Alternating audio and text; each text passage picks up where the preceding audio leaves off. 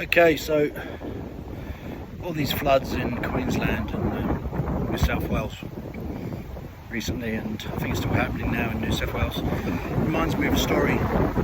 So this guy stays in New South Wales and the flood waters are getting bad, the waters are getting higher and higher, and it's flooded out his entire house. His carpets are soaked, so he thinks, oh, sod this. So he climbs out the window, climbs onto the roof of his house, and the waters are still rising, and they start to hit the eaves, just the top of the roof. And as he's standing there, this guy starts rowing towards him like in a rowboat, must be a bit old school, and says, "Hey mate, you on the roof there, jump in, like the water's getting higher and I'll row you to safety." And the bloke on the roof says, "No, you're all good mate, my God's going to take care of me, I'll be sweet."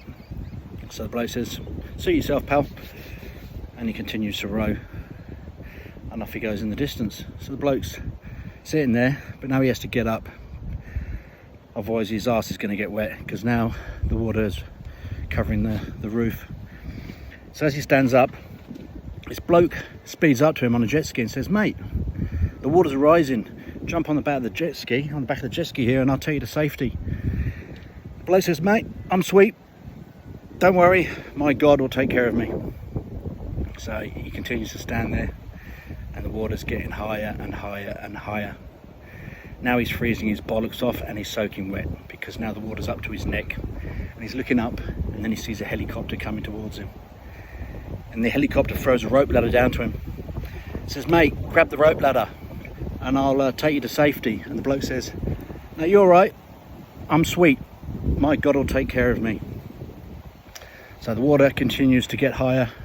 It's a bit of a toss between whether he gets eaten by a crocodile or drowned at this point, but soon enough he drowns, and he gets to heaven. He says, "God, why didn't you take care of me?" And God says, "You taking the piss, mate? I sent you a bloke in a rowing boat, a jet ski and a bloody helicopter." So the moral of the story is, I guess, if you're spiritually inclined or religiously inclined, then God works through people, or God helps those who help themselves.